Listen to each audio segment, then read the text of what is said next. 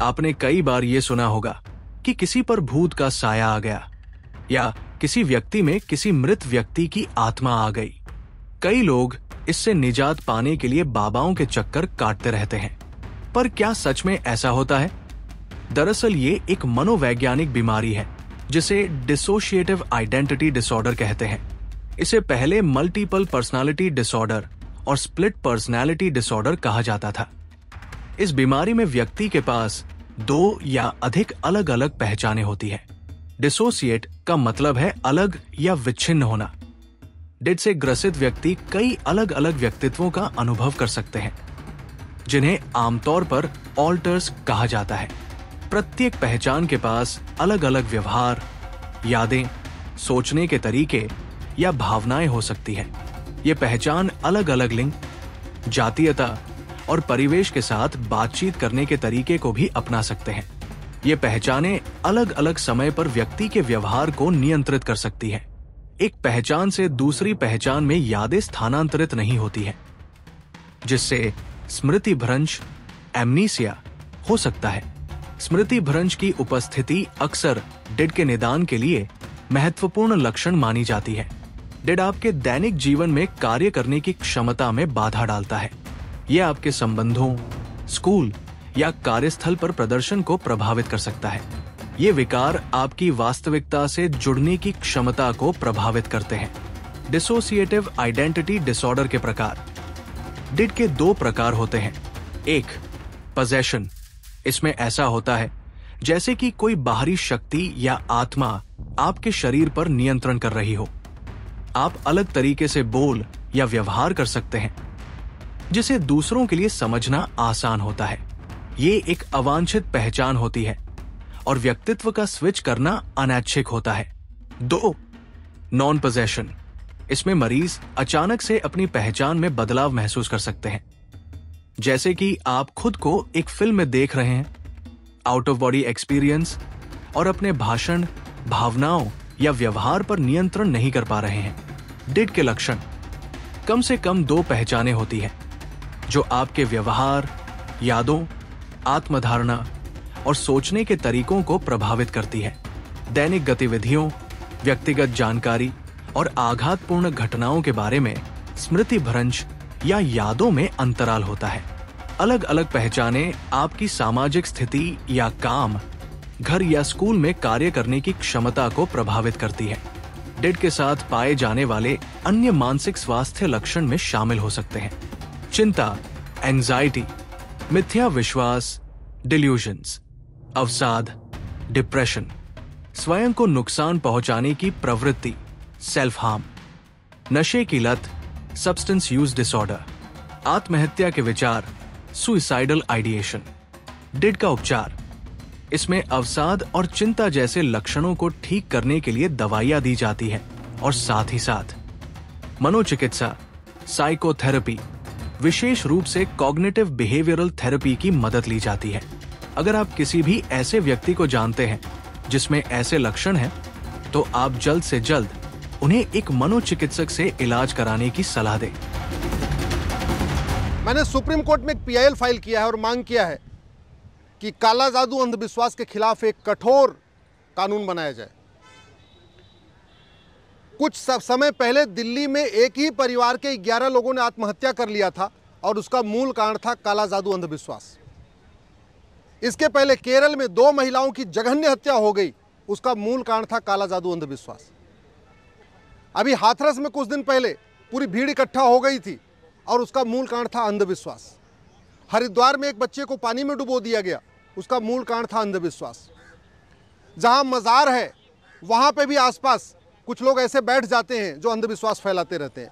जहां दरगाह है वहां पे भी कुछ लोग बैठ जाते हैं, वहां से अंधविश्वास फैलाते रहते हैं।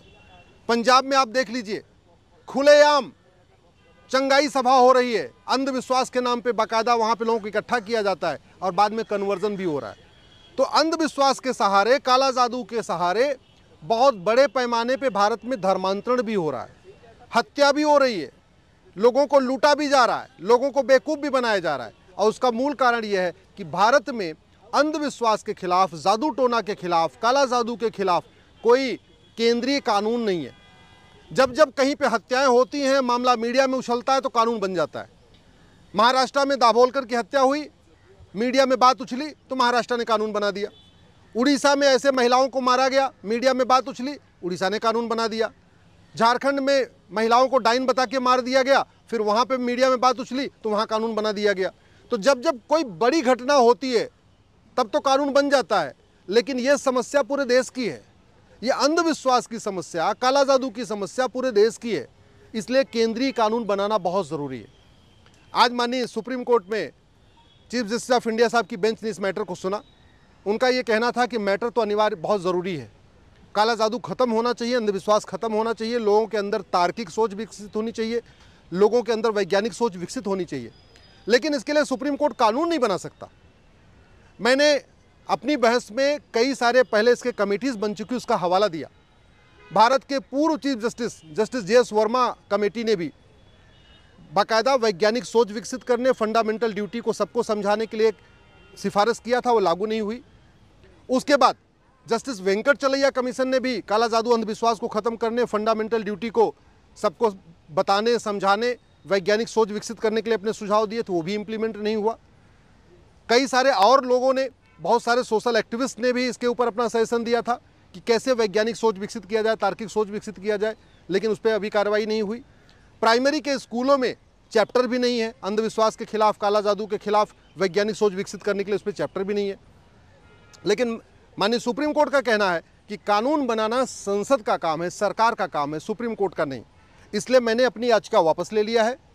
मैं अपनी पिटीशन की कॉपी अब गृह मंत्रालय को दूंगा, कानून मंत्रालय को दूंगा और 3 महीने तक इंतज़ार करूंगा। आशा करता हूं कि अगले 3 महीने के अंदर केंद्र सरकार काला जादू अंधविश्वास खिलाफ राष्ट्रीय स्तर पर कानून बनाएगी।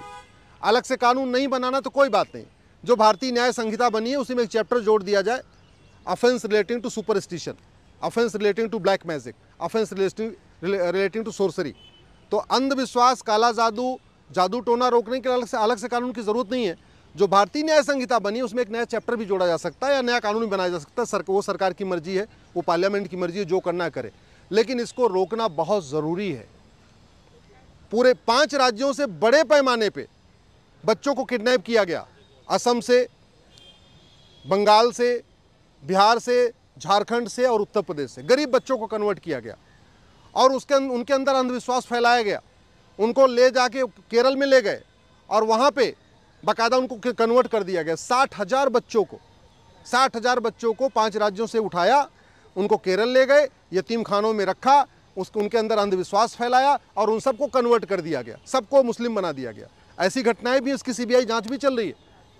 अगर मेरी बात पे यकीन नहीं है तो केंद्र सरकार जो CBI जांच चल रही है केरल के मैटर में, जो 60,000 बच्चों को 5 राज्यों से किडनैप किया गया, उसकी जांच रिपोर्ट देख ले, जस्टिस वेंकटचलैया की रिकमेंडेशन को देख ले, जस्टिस वर्मा कमेटी की रिकमेंडेशन को देख ले। और काला जादू अंधविश्वास खिलाफ जो दुनिया के अलग अलग देशों में कानून चल रहे हैं, सिंगापुर में है कानून, जापान में है कानून, चीन में इसके खिलाफ कानून है, उन कानूनों को देख ले और देख के एक कानून बनाए। ये मेरी रिक्वेस्ट है केंद्र सरकार से, ये बनाना बहुत ज़रूरी है। ये भारतीय संस्कृति के लिए, काला जादू अंधविश्वास भारतीय संस्कृति के लिए भी खतरा है, भारत के संविधान के लिए भी खतरा है। बड़े पैमाने पे कन्वर्जन हो रहा है, बड़े पैमाने पे इससे लोगों को धोखा दिया जा रहा है, चीटिंग किया जा रहा है। कई सारे पंजाब में वीडियो आते हैं जहां वो नपुंसकता तक ठीक करने का वादा करते हैं, बाजपन ठीक करने का वादा करते हैं, कैंसर ठीक करने का वादा करते हैं। बस कहते हैं कि आओ प्रेयर कर लो, प्रार्थना कर लो, कैंसर ठीक हो जाएगा, नपुंसकता ठीक हो जाएगी, बाजपन ठीक हो जाएगा। तो ये जो बड़े पैमाने पे खेल चल रहा है, इसको रोकने के लिए भारत में कठोर कानून की ज़रूरत है। जब तक काला जादू अंधविश्वास नहीं रुकेगा तब तक धर्मांतरण भी नहीं रुकेगा, क्योंकि आज के डेट में भारत में जो धर्मांतरण का खेल चल रहा है उसके और कई तरीके हैं, लेकिन एक बहुत बड़ा तरीका जो उसमें यूज़ किया जाता है वो यूज़ किया जाता है जादू टोना, काला जादू, अंधविश्वास।